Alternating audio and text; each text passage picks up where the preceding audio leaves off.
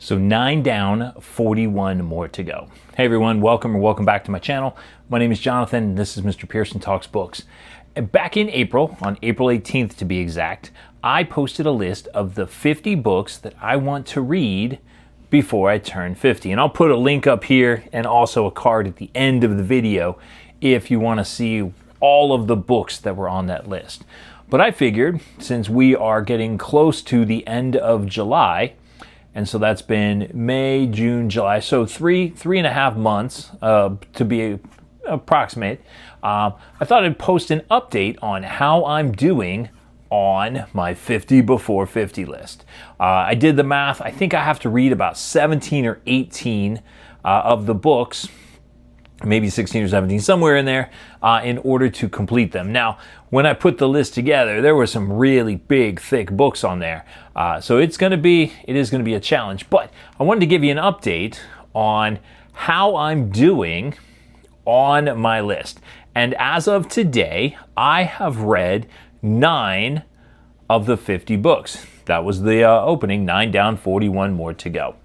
So let me give you a quick run through. These are in no particular order. This isn't the order in which I read them. Just looking at my list that I wrote down, and I'm going to tell you what they were as I went from there. The first one off that list, and this actually was the first one I read, is East of Eden by John Steinbeck. And East of Eden, I had seen it all over YouTube. People constantly talking about how great it is, how wonderful it is. It's the most epic American novel ever written. They weren't wrong. All right, that book is phenomenal. It is the story of two families, in particular the Trask family, and the father moves out to California after he inherits some money from his father, who was fought in the Civil War. Crazy story there. Moved out there to set up a farm. He took his wife out there.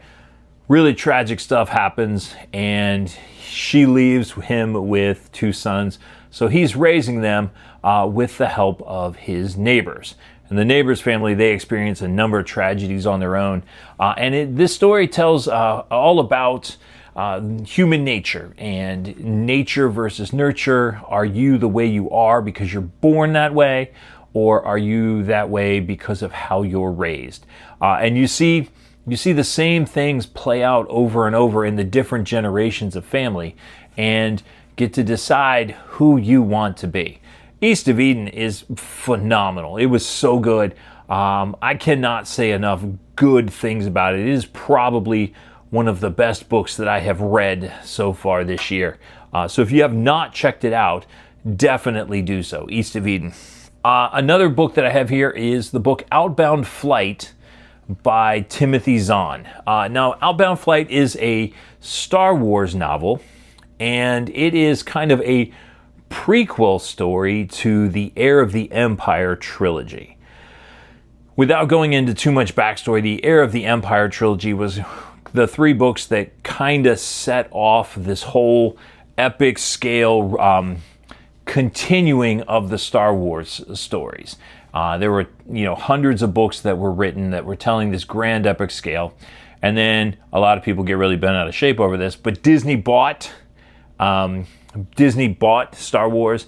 And so all of the books that were written became what's known as legends. They're no longer the, they are no longer the official story of Star Wars, but some of the best Star Wars stories are in there, and Heir to the Empire is. Now, getting back on track, Outbound Flight, let me back up a second. In Heir to the Empire, you meet somebody named Thrawn. There we go. Timothy Zahn, he created Thrawn, and Thrawn is kind of the bad guy here. And so if you back up and go to the story Outbound Flight, that's where Thrawn is introduced, and you come to find out who he is and what he is. There's also a crazy Jedi in Heir to the Empire, and you get to find out how he came to be who he is. Outbound Flight was an enjoyable read. It was, if you really like Thrawn, then this is definitely a book worth checking out. It tells the story of a number of settlers who were traveling. They were going to go out into other galaxies, and the tragedy that beset them because of different things, including the Jedi, Cybaoth, I think is how you pronounce his name, who led them astray. So definitely worth checking out if you are a Star Wars novel fan, if you like the legends. It would not be one that I would start with because you're going to be lost with a lot of backstory. It really helps to flesh out Heir to the Empire and flesh out Outbound Flight if you've read Heir to the Empire first. But overall, I enjoyed it. I do like Timothy Zahn's writing, and I have many more of his books that I want to read. I also read The Gunslinger by Stephen King. Now, if you've been following my channel, if you've seen my videos, you know that The Gunslinger was a bit of a disappointment for me. And so I do have to say this again. The Gunslinger was a disappointment because I had such high expectations for it. People told me over and over and over what a great book it was, how it's the greatest thing, it's Stephen King's magnum opus, all of this. And it was good. I enjoyed reading it. I enjoyed my time with it. It did not meet the expectations I had. And that's probably more on me than it is on the book. But it was a disappointing experience for that reason. Overall, it tells the story of the man in black, Roland, who's the last gunslinger, and he is crossing the desert, chasing the man in black, trying to find the Dark Tower. And along the way, you get some backstory into who the gunslinger was and how he came to be. There's also a young man named Jake that he meets who previously lived in another world known as New York City. And then he died, and that's when he met the gunslinger. And they're tracking this man in black, and some tragedy. All of these books seem to have tragedy in them. But there's a sacrifice that has to be made, and was really surprised at that sacrifice. I'm not going to say too much because I don't want to spoil it if you're planning to read it. It is the Gunslinger is part of a series. I am still on the fence as to whether or not I'm going to continue with the series. But overall, good story. I was just a little underwhelmed by it. After that, I did another book on the list. This is the one I actually just finished reading. And that was Firestarter by Stephen King. And I have to tell you, I absolutely love this book. It was fantastic. It was so good. It's the story of a guy named Andy and his daughter Charlie, and they are being chased by a secret government organization known as the Shop. And the reason is because Andy, when he was in college, he needed some money, and he participated in a drug study where they injected him with either distilled water or what they were told was a minor hallucinogenic.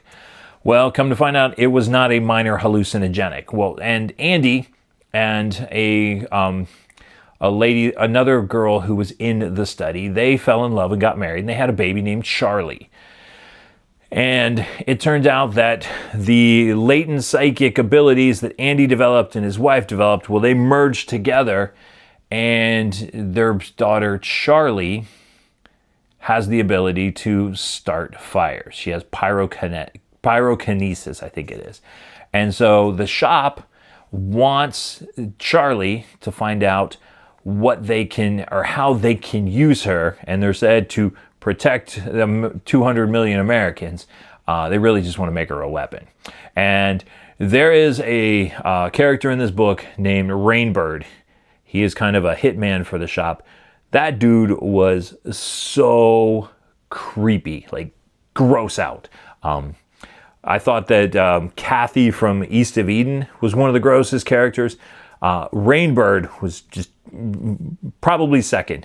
I mean, really gross. I don't want to say too much about who he is or what he was trying to do, but so eventually the Shop catches up to Andy and Charlie, and the story kind of kicks off from there. This was not a horror novel. Stephen King is known for his horror books. This wasn't horror, although there were moments of like really horrific stuff happening.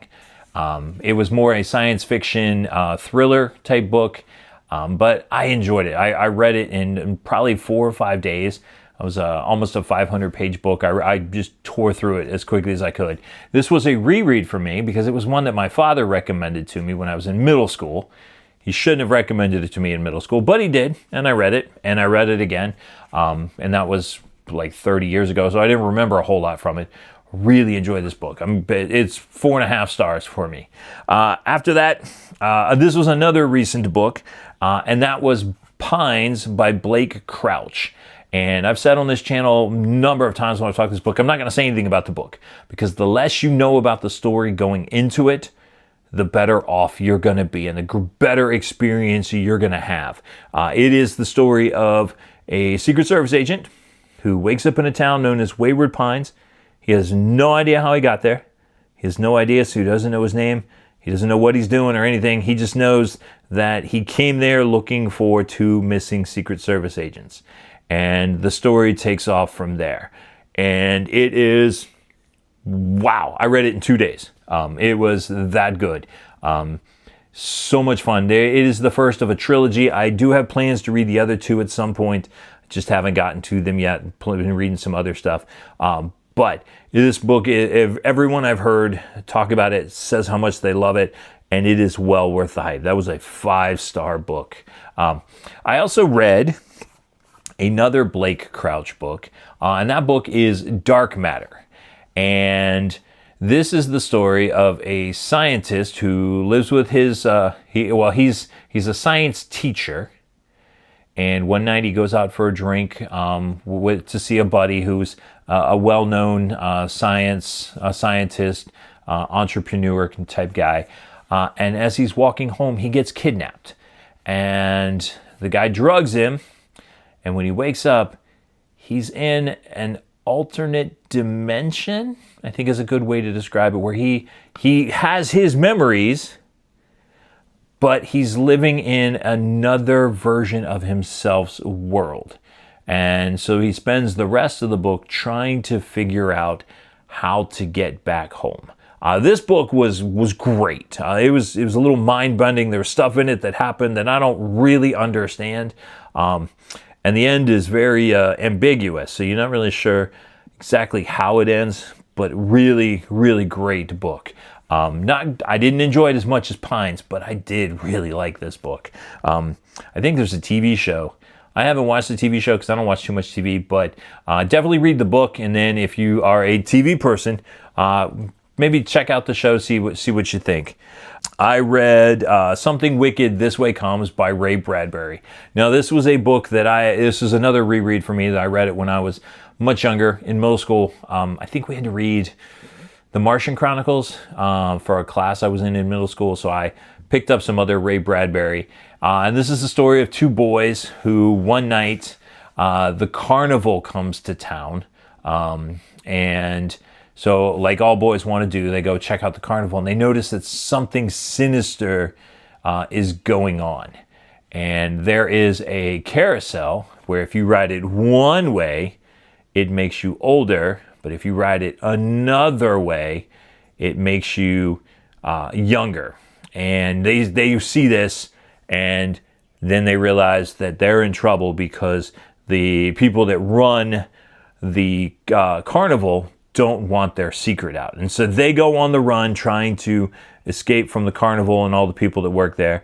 And one of the boys' dads is trying to protect them and kind of protect their innocence. This was a good story. It very much reminded me of some of the Stephen King books about young kids. The only problem is that the language is a little poetic. It's a little, some places get muddied down by the poetic language. So I'm trying to think of the right way to say this.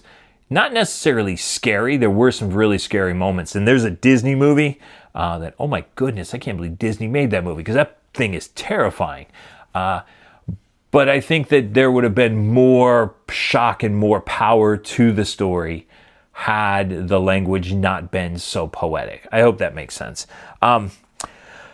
Then I also read Treasure Island by Robert Louis Stevenson, and this is the story of a guy named Jim who works at an inn with his parents. And one night this guy shows up, and he's talking all kinds of crazy stuff. He's drunk all the time, and then he dies. And they go into his room and they find a treasure map. Well, Shortly thereafter, they decide to go look and see what's on that treasure map, and they hire a crew, not knowing that the crew is going to become mutinous. There's all kinds of stuff that happens between the pirates and Jim and the doctor and the squire, I think it is, and Captain Long John Silver is involved. It's a fun, great, I mean, there's high stakes, but there's a reason that book has been a classic of, I don't want to say boys literature, but lots of boys and young men read it growing up. It needs to see a resurgence because it's a really fun book. I'm trying to get my own kids to be introduced to things like that. It was a lot of fun to read. And then the last one for the 9, this was another Star Wars book, and that was Shadows of the Empire by Steve Perry. And this is a story of what happens after Han Solo. So I'm going to talk Star Wars here for a second. Han Solo at the end of Empire Strikes Back is frozen in carbonite, and the bounty hunter Boba Fett takes him to Jabba the Hutt, who has a bounty on Han Solo's head. Okay, so there we go. We laid the groundwork for the nerdy stuff.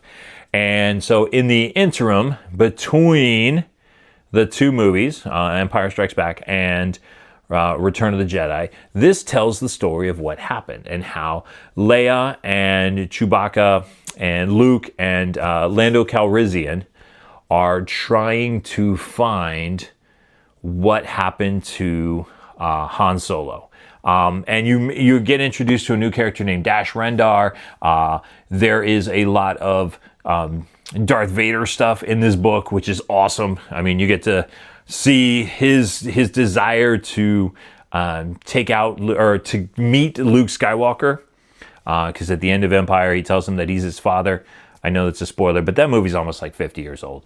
And so he wants to get Luke and bring him over to his side so they can overthrow the Emperor and he can take over the galaxy, take over the Empire. And there's also another bad guy named Prince Sizor, who is competing with the Emperor, competing with Darth Vader for the Emperor's affections and trying to become his right-hand man. They just, wow.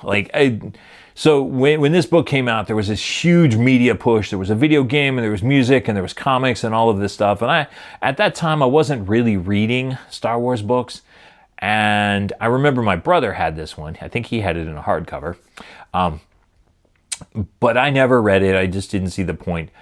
I really wish I had read it because it is so much fun. It is one that I wish that there was a way for them to go and make this movie. Now, Disney has since come out with some other stuff talking about what happened in the interim, and you can check out a book or a comic series called The War of the Bounty Hunters if you want to find out what Disney's explanation is. But this one was fantastic. So there you are. Those are the 9 books that I have read off of my 50 before 50 list. I am currently working my way through 2. One is David Copperfield by Charles Dickens. I have about 140, 130 pages left, so I'm going to hopefully finish that. My goal is to finish it before I go back to school on August 10. That's just about 10 days from now. The other one that I'm currently reading is I'm about halfway through 1776, which is by David McCullough. It's a story of George Washington during the beginning parts of the Revolutionary War. I had tried reading it for Red, White, and June, but didn't quite get all the way through it. So I'm slowly working my way through that as well. If I finish those, that'll put us at 11. Means we have 39 instead of 41. But those are the ones that I've read so far. I guess I kind of knocked out some of the smaller ones. Now I got to get started on some of the bigger ones. But I will keep you updated, and probably in about 3 months or so I'll come back and let you know how we're doing or how I'm doing as far as my reading goes. And again, make sure you check out the original video so you can see the books that are on my list if you want to see what I'm reading. And I'd love to know, have you read any of the books that I just mentioned? Have you read any books from the original list? Leave all those down in the comments. And I'm going to put some videos up here on the screen so you can go check out some of the other stuff that I've been reading. If you haven't subscribed yet, please consider doing so. And as always, my name is Jonathan.